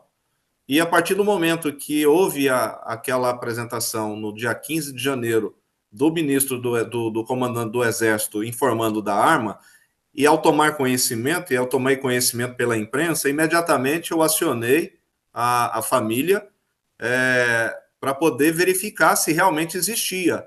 E assim que foi verificada a informação, a defesa imediatamente informou ao ministro, ou seja, não houve nenhum dolo aí de descumprir nenhuma medida, porque a defesa técnica, Excelência, ela sempre agiu de forma correta e retilínea com as determinações. Podemos não concordar com ela, mas utilizamos os meios legais e processuais para poder combater as decisões. Mas, exarada uma ordem, e a ordem judicial tem que ser cumprida, em momento algum a defesa deixou de cumpri-la. Em momento algum a defesa informou ou, como é que foi o termo utilizado, ou confessou que havia uma arma, até porque eu não sabia da existência, nem nenhum dos membros da defesa. Então, só para ficar registrado, e aí o nobre ministro, Vossa Excelência repassa ao novo ministro, que na decisão faltou a ordem para a entrega de qualquer armamento, porque ali não ficou só determinado que haveria a proibição de posse e porte, mas deveria ter também que o sentenciado entregue qualquer arma em seu poder. Aí, imediatamente, Excelência, até porque o Daniel estava preso no dia 24 e até hoje se encontra, e nesses 2, 3 dias ele poderia ter feito, inclusive, essa questão da entrega. Tanto é verdade que aquela determinação para comparecimento à comarca, para justificar toda segunda-feira, o Daniel esteve na comarca de Petrópolis no dia 23 de dezembro, pela manhã, me ligou de lá, eu falei, grave um vídeo informando que estava em recesso judiciário. Então, isso poderia ser comparado também como um descumprimento de medida, mas ele esteve lá, o guarda falou que estava fechado o fórum, e ele não pôde cumprir essa medida porque o fórum estava fechado. Eu falei, registre. Então, Excelência, o Daniel foi orientado a cumprir rigorosamente, e na decisão, com a devida vênia, não tinha a ordem para a entrega de arma, porque a defesa não tinha o conhecimento. E a partir do momento que tomou esse conhecimento para poder ratificar, ela imediatamente informou, só que o ministro determinou que a defesa entregasse, mas nós não temos porte e posse de arma. Então foi requerido, inclusive, só um minutinho, Daniel, foi requerido, inclusive, a forma de entrega. Então, Excelência, é para ficar registrado que a defesa sempre colaborou. E dessa forma também o sentenciado. Então, para ficar registrado que o Daniel sempre cumpriu as ordens do partir do momento, por isso que é importante observar o Daniel do momento que ele foi passar a partir do cumprimento de pena, porque o passado de muita gente condena, mas a gente tem que olhar o presente para o futuro e não olhar o passado e condenar a pessoa pelo passado, porque senão vai ter uma pena perpétua, né? Então, é só para deixar esclarecida essa questão da arma, que não houve a determinação para a entrega, que só ocorreu depois que tomou conhecimento o ministro e a defesa. E se Vossa Excelência observar no lastro de tempo, assim que a defesa foi intimada, em menos de 24 horas foi informado da existência e do pedido para poder como é que vai se devolver. Então, e o Daniel não poderia devolver porque ele estava preso. A defesa também não. Então, como é que seria feita essa defesa? Aí depois o ministro determinou que fosse feita a busca e apreensão pela agente da PF, que ocorreu na sexta-feira retrasada, foi entregue, tudo tranquilo, ou seja, tudo de acordo com o que foi pedido e que foi decidido, tá? Fica registrado.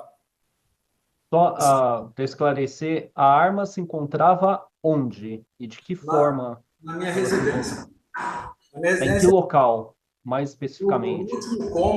último cômodo, que é o escritório, um pequeno escritório, e no armário em cima. Essa era a parte que, na verdade, a Polícia Federal, acho que registrou à época, que tinha um armamento em casa, e o próprio agente, juntamente com o delegado, falou: guarde um local seguro onde ninguém mexe, ninguém venha mexer. Eu desmuniciei, guardei e dali fui preso. E quando eu retorno, ela estava lá. Na verdade, não.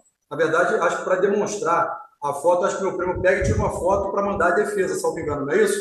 Isso. Mas ela estava no mesmo lugar e em momento algum, tinha como eu chegar sem que ela estivesse lá. A não ser, como bem lembrado pelo doutor Paulo, se houvesse na própria decisão do nobre ministro um salvo-conduto, ou dizendo uma guia de trânsito, ou determinando como fosse feito.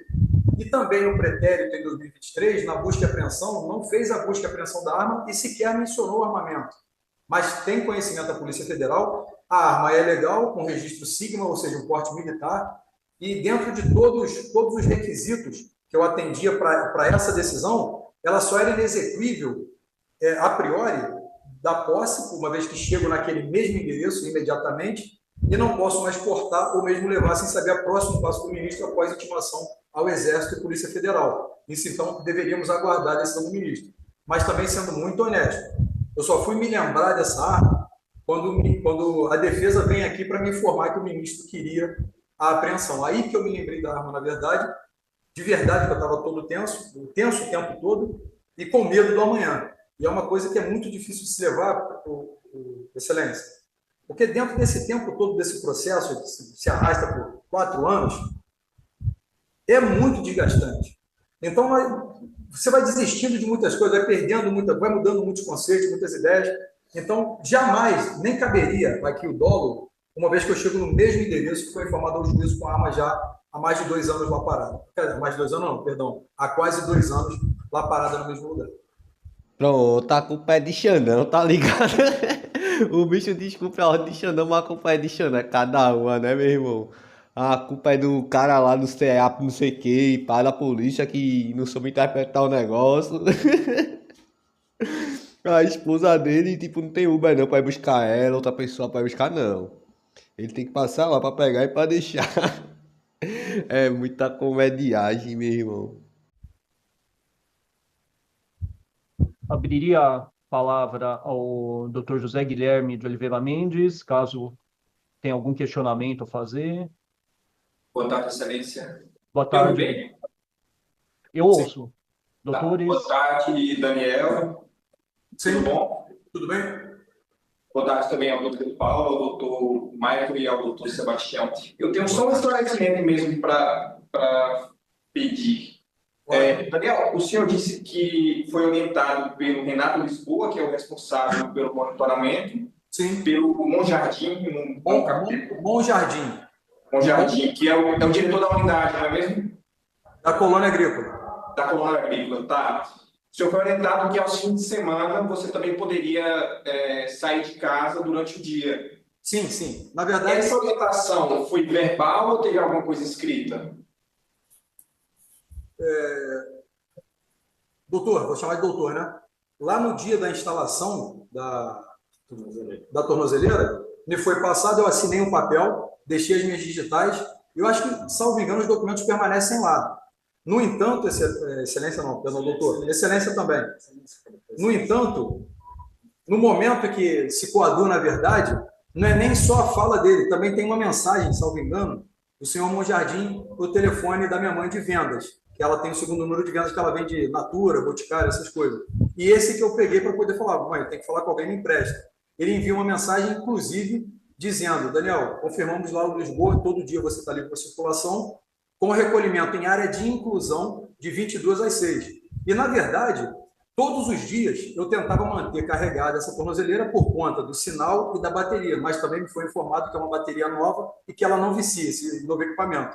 Esses detalhes eu tenho como comprovar e, como eu disse, não é o caso de arrolar testemunhas caso precisasse, uma vez que eu acho importante, até mesmo para título de esclarecimento total, que é a verdade real, que perpassa o que nós estamos falando aqui, porque eu busco o livramento condicional durante quase 2 anos. E, repentinamente, eu rasgo isso, jogo no lixo como se fosse nada. Então, a orientação foi verbal e também teve alguns documentos. Mas o que comprova essa orientação é o próprio registro no monitoramento, que é todos os dias livre, que não aponta violação antes das 22, nem no domingo. Essa é a prova material que é irrefutável. Porque uma vez que eu falo com ele também no domingo, ele fala mais uma vez, Daniel, inclusive, você hoje tem que chegar às 22 horas. Porque eles interpretaram que todos os dias eu poderia estar para circulação e me liberaram no próprio monitoramento. Isso não é do meu alcance, eles simplesmente me orientam. E eu acho, não tenho certeza, que dentro daqueles documentos que permanecem na colônia deve ter informação. Eu não levo nenhum documento para casa quando saio. Não tem nenhum documento, só a sentença. Excelência, doutor José Guilherme, se me permite um instante, no documento, primeiro prazer, satisfação, obrigado aí pelas felicitações aí no início. É só para ajudar a Vossa Excelência que no EDOC 417, que está nos autos da EP 32, tem o relatório da CEAP, da Siscom, e lá nesse relatório corrobora justamente com essas orientações. Por que eu digo isso, Excelência?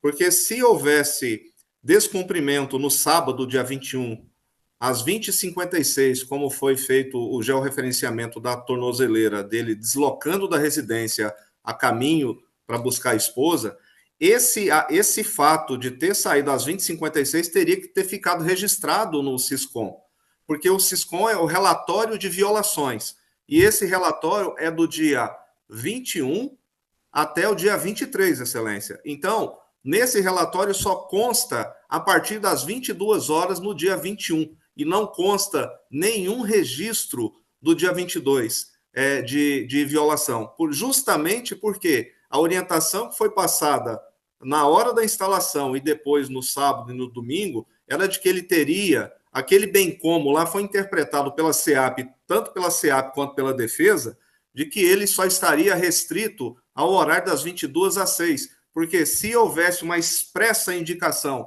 como em outras decisões, de que ele teria que ter ficado quieto em casa no sábado, domingo e feriado, Vossa Excelência poderia ter certeza absoluta que eles teriam orientado a não sair. Mas, no caso do estado de necessidade, já está bem, inclusive a cláusula de excludente de licitude, no termo do artigo 23.1 e 24. Mas, especificamente sobre essa questão do horário das 22 às 6, Excelência, esse próprio documento da CEAP, do EDOC 417, corrobora com as informações de que Daniel Silveira estava restrito tão somente ao horário das 22 às 6 e não havia restrição de horários de sábados, domingos e feriados, porque se houvesse, na hora que ele saiu e botou o pé para fora lá às 20h56, que o georreferenciamento informou ao ministro, já teria que ter registrado a tornozeleira teria apitado e a CEAP teria entrado em contato e teria feito o registro no próprio Siscom. Porque o Siscom, se Vossa Excelência vê, é do dia 21 ao dia 23. Tá bom? É só para fazer esse esclarecimento, Excelência. Tá. Eu agradeço os esclarecimentos, doutor Paulo e Daniel. Sem mais perguntas, Excelência. A defesa, mais uma pergunta ao sentenciado e algum esclarecimento? Doutor Sebastião? Doutor Rafael, cumprimento Vossa Excelência, agradeço a deferência também. O que nós queremos apelar, doutor Rafael, em primeiro lugar, para que houvesse uma decisão rápida com relação a esse caso. Pronto, esse bicho aí é aquele ex-desembargador. É um dos que fez a sustentação oral por um dos réus lá do 8 de janeiro. Bolsonarista ao extremo. Tem como dar bom? Tem não. Mas bora lá, né? Eu gosto assim, velho. Amostradinho. Os advogados, tudo bolsonarista também. Até a esposa, velho. Bagulho doido. De tudo que foi apresentado, nós compreendemos que, naquele primeiro momento que o ministro recebeu uma informação de violação, ele entendeu que era a decisão adequada revogar o livramento, mesmo sem fazer a justificação. Tanto é que, na audiência de custódia, o Daniel tentou, eu não participei, mas tenho conhecimento, tentou justificar a Vossa Excelência, e Vossa Excelência disse, não, hoje nós estaremos verificar a regularidade da prisão. Não é isso, Pedro? Não é isso? Tá. Então, nós queríamos, doutor Rafael, primeiro dizer que está plenamente justificado. A saída dele para o hospital, ela foi real, em busca de um atendimento médico. Pôde parecer ao ministro naquele momento, até colocou numa decisão, que, olha, foi ao hospital talvez para simular uma outra situação. Não, está comprovado documentalmente a necessidade do atendimento médico. A questão da arma já está esclarecida. E, doutor Rafael, eu compreendo, nós compreendemos todas as questões nacionais que estão acontecendo, mas o Daniel Silveira, ele não pode ser incluído em questão nacional. Daniel Silveira é um apenado, que tem uma pena a cumprir e as determinações legais a cumprir. Então, diante dessa justificação, que respeitosamente eu entendo que a defesa entende que está plenamente justificada, nós requeremos que o ministro reconsidere a decisão que revogou o livramento condicional e agora ciente o Daniel dessa situação, incluído o final de semana, para acabar esse capítulo, doutor Rafael. Cada vez que coloca o nome do Daniel Silveira, a imprensa, não estou censurando a imprensa, para a imprensa é notícia. Então, vem a questão, é Daniel Silveira, ministro Alexandre de Moraes, em conflito. E, de certa forma, até em algum grau, a imprensa coloca também a defesa, e a defesa não tem conflito. A defesa, ela fala, ela é a voz do cliente. Então, somente isso. Não temos conflito. Então, doutor Rafael, eu sempre digo, eu sou um homem velho já, estou completando 70 anos, não é? E tem assuntos que tem que parar, sabe, doutor Rafael? Que tem que parar em nome de uma pacificação, não é? Eu estou tratando exclusivamente do caso do Daniel Silveira, não é? Eu acho que é o momento de começar um novo capítulo nesse relacionamento. Se houver, espero que, tenho certeza que eu estou aqui no presídio ao lado do Daniel, estou aqui, já suei, eu não sei nem se posso sentar ao lado das pessoas no avião na volta, porque eu não trouxe nada, só minha identidade e o cartão de crédito, absolutamente mais nada, né? Então, a pessoa que está dentro de um presídio como esse, querer retornar para cá, é praticamente impossível, doutor Rafael. Não tem a menor possibilidade de alguém sem consciência violar um acordo feito para retornar a uma situação como essa. Então, um apelo que eu queria deixar a Vossa Excelência, Vossa Excelência que está conduzindo essa audiência, mas que transmitirá fidedigna ao senhor ministro, que nós comecemos um novo capítulo nessa história. Daniel, quer falar? Quero falar assim. Excelência, é importante que eu vou pontuar, porque talvez mais do que todas as justificações, essa permanece para mim. Mais uma vez eu falo, depois de tudo justificado, demonstrado, eu acho que os documentos são autoprovantes dentro dos autos, e tudo de boa fé. No entanto, Excelência, mais importante que tudo isso para mim seja o cumprimento da ordem judicial. É óbvio, é o motivo primário. No entanto, mais importante para mim, sequer foi esse. Durante 2 anos, Excelência, o meu casamento, que é tudo que eu mais amo, o ministro, antes de mais nada, ele também... Pronto, agora quer falar de casamento. Essa galera é muita viagem mesmo, viu, meu irmão? Vai, chore pelo menos, chore pra nós, ao menos isso. Também é marido e pai. Se eu busco salvar uma coisa que está, pelo trauma, se dissolvendo, a minha mulher é tudo que eu mais amo, minha mulher e minhas filhas, minha mãe e minha irmã, são as 5 mulheres que eu tenho na minha vida. Excelência, mais uma vez direciono ao ministro. Durante quase 2 anos, eu trabalhei para chegar a este momento. de forma alguma eu iria desrespeitar, porque eu queria resgatar a minha vida de volta. Eu quero resgatar o meu casamento de volta. Eu quero resgatar, tirar minha filha do psicólogo. Eu quero tirar minha filha da depressão dela. Eu quero tirar minha mãe da depressão dela. Essas pessoas, para mim, significam tudo. E durante esse tempo que eu passei aqui, por isso, falei, ministro, me olhe daqui, do início da campanha de pena para cá. Tudo isso que eu passei aqui, me levaram a pensar o que valeu a pena nisso tudo. O meu confronto com o ministro Abinit valeu a pena? O capital político me valeu a pena? Para quê? Se eu estou preso atrás de grades feito um macaco, aqui preso no zoológico, dividindo com baratas e ratos, insalubre, um lugar horrível, que é barulhento o tempo todo, é mau cheiro o tempo todo, são pessoas, são criminosos que são hostis, ou seja, eu tenho que dividir espaço com essas pessoas. Como que eu criaria meios para cá se eu estava no paraíso praticamente? É como o ministro, na verdade, quando ele me dá o livramento condicional, eu volto aqui dentro das decisões dele, quando nós pedimos o livramento condicional, pedi também, eu falei para minha esposa, peticione também a saída temporária. Tá aí. Tá vendo que nós vivemos altas coisas mesmo. Que onda do caramba. Eu já vi agora os bolsonaristas pedindo direito humano. Isso aí já tá posto, né? Agora pedindo saidinha. É sem saidinha, papai. Vai passar passou lá na Terra do Novo com quem? Gabriel Monteiro. Oxi, e conversa. Porque dentre as quais o ministro tem que decidir, acredito que a saída temporária ele decidirá rapidamente pelo tempo que vai chegar a época de Natal. Eu posso pelo menos passar o Natal em casa. Para que o ministro entenda a importância disso para mim. O livramento condicional, para mim, na minha visão, é quando o ministro começa a dar andamento ao livramento condicional, ao invés da saída temporária. A minha esposa chega tão feliz para me dar a notícia, que ela chega na visita, olha, o ministro deu andamento no livramento condicional, acho que ele vai conceder.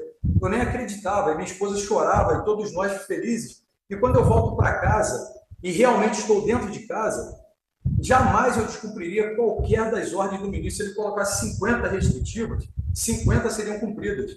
Óbvio que algumas talvez eu acabasse tendo a dúvida, por conta da arma, por exemplo, que era inexequível, mas a da saída do domingo, ela demonstra claramente no sistema Sisconv que eu não violei pela SEAP, uma vez que não aponta nenhum tipo de violação. Eu passo o dia inteiro com a minha esposa, em pontos muito locais, muito próximos um do outro, em locais comuns, onde as pessoas me viam. Se eu quisesse fazer alguma coisa que fosse ilícita, eu sairia para um lugar e ficaria, ou deixaria acabar o sinal, não seria rastreado. E não é essa a intenção. Eu permaneci o tempo todo com carga máxima na bateria, levando o carregador comigo, para que ficasse bem localizado, o tempo todo carregado, para que sequer apontasse no Sisconv bateria baixa. Eu não queria nada, eu falei, eu quero que seja cumprido ipsis literis. Então, eu quero passar ao ministro essa minha boa-fé, para que ele compreenda que, em momento algum, eu quis afrontá-lo e nem quero. Na verdade, o que eu quero é resgatar a minha família. Esse pedido vai até para além do ministro, para o professor Alexandre de Moraes, para o pai de família e marido Alexandre de Moraes. Porque a minha vida, o que me importa, Excelência, hoje, é a minha família. E, às vezes, durante aqui, é que eu não quero discutir, na verdade, aqui, questões pessoais, mas é porque não faz sentido que eu lute para chegar na minha família e descumpra, para vir para cá novamente, o senhor entende? Eu queria passar isso ao ministro para que ele entenda também que eu estou de total boa-fé, que, como houve esse mal-entendido da SEAP me orientou com erro de orientação, eu peço aqui ao ministro, eu mesmo, Daniel Silveira, uma chance para mostrar a boa-fé a ele, para ele entender que de maneira alguma eu quis afrontá-lo, ou desrespeitar, ou descumprir, ou violar, não quis nada disso. Na verdade, o que eu quero é que esse processo termine, Excelência. Eu quero voltar para casa, eu quero ser esquecido pelas pessoas. Eu queria um anonimato, eu queria comer alguma coisa nas ruas e ninguém me reconhecer. É isso que eu queria. Sabe, eu estou em busca disso, eu não estou em busca de briga ou em busca de destaque político, eu não quero nada disso. Quando ele determina que não vai poder abrir Instagram, eu falei, é um favor, porque eu não quero mais isso. Ah, você vai voltar para a política? Não, eu não vou, porque eu não quero mais. Porque o meu casamento, esse está por um fio. Por um fio. E ele é tudo para mim. Pô. Doutores, Peraí, só um minuto. mais uma. Sim. Fida. Meu irmão, o cara vai chorar e sai da câmera. Não, meu irmão, volte. Oxi, que bicho lazarento, meu irmão. Eu o tempo todo esperando isso, já pá, aqui no final. Aí ele vai se esconder pra fazer o teatro dele. Não, faça seu teatro aí ao vivo pra nós ver. É cada uma, né, meu irmão? Até parece que esse bicho gosta mesmo de mulher. Só um minutinho, Excelência. Eu fiz questão, viu, doutor Rafael, de vir de Brasília para estar aqui ao lado do Daniel nesse momento. Né? Eu estou nessa defesa voluntariamente. Conheci o Daniel como parlamentar, é um parlamentar atuante. Alguém pode dizer que está certo ou errado, mas ele tem as convicções dele. Excelência, eu não sei quem crê. Eu sou cristão, sou católico. Eu não sei se Vossa Excelência é católico, sou ministro, eu não sei a religião dele. Mas o que acontece? Eu preciso falar isso que é importante. Foi no dia 19 antes da decisão do ministro, de livramento condicional, eu tive a resposta da PGR, na verdade, parecer favorável. E nesse dia, eu estava sentado ali eu tinha recebido a visita do senador Magno Malta e do senador Girão. E o Magno Malta, eu conheço há mais tempo, acabei conversando com ele, e ele me falou: Daniel, você está diferente, você está um pouco triste, por que você está assim, angustiado? Eu falei: Magno, porque isso tudo afetou muito meu casamento. Minha mulher, depois de tanto aplauso lá na vida, ela acabou ficando diferente, ela se esvaziou, ela mudou, ela está solitária, ela quer a reclusão, ela quer ficar sozinha. E a minha mulher, para mim, Bom, quem ama a esposa sabe o que é. Grande parceira do estudo. E naquele dia, eu ouso desafiar Deus. Eu falo: se Deus quer restaurar o casamento, como você diz, Magno, por que ele não me solta agora? E nesse momento entra a gente da secretaria e fala: olha, a PGR não pode ser favorável para você agora, nesse exato momento. Assim. Então, isso para mim não é brincadeira. Pronto, só que depois que tu foi pra rua, aí já foi a minha vez de orar, né? E pedir pra Papai do Céu proteger a sociedade de um meliante tão periculoso feito tu na rua. Aí aconteceu isso tudo aí, ó, vê?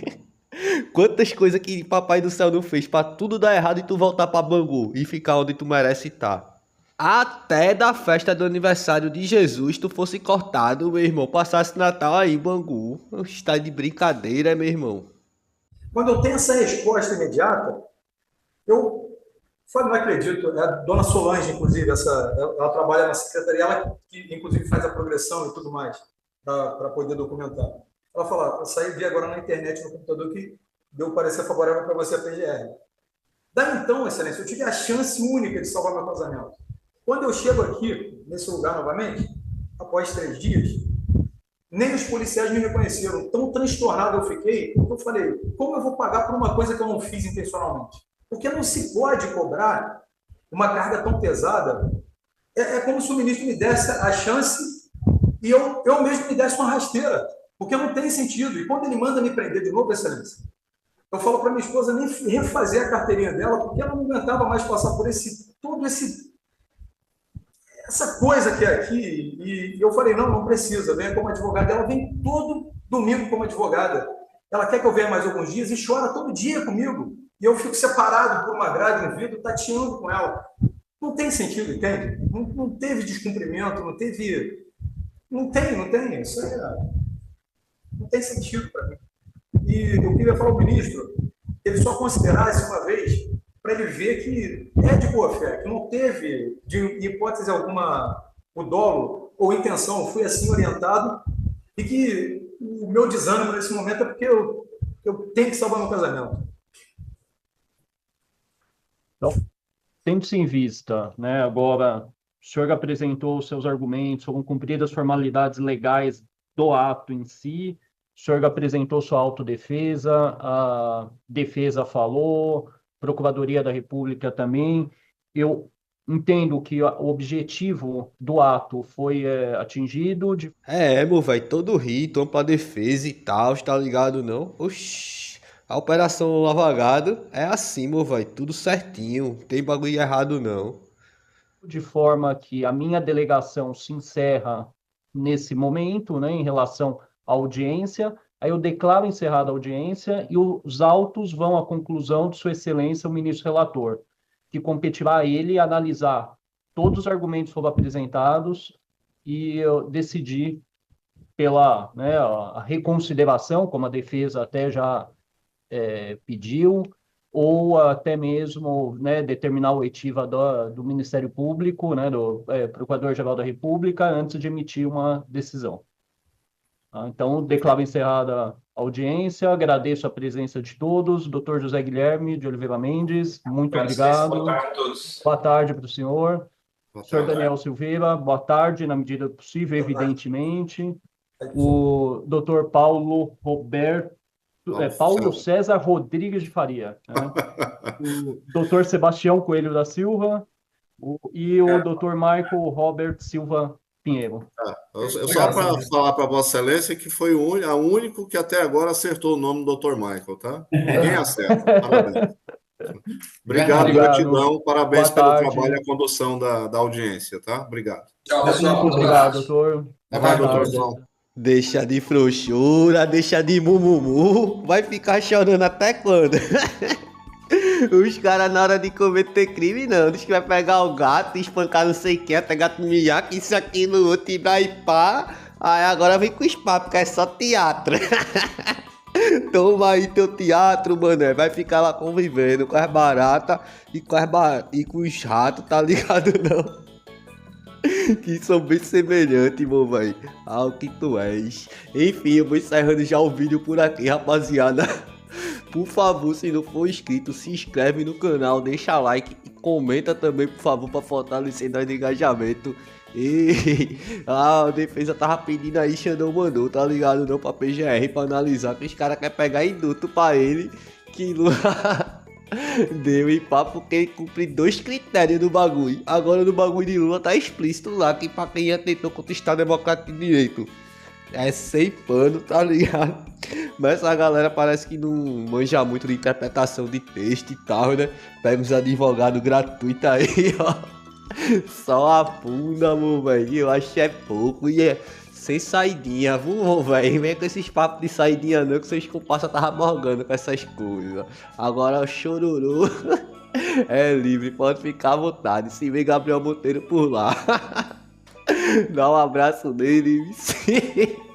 Tamo junto, pessoal. Até a próxima. Pago Pista é sem anistia, sem saidinha, sem indulto, sem liberdade temporária, sem nada, amor, velho. Então se grava, eles mesmos se gravam.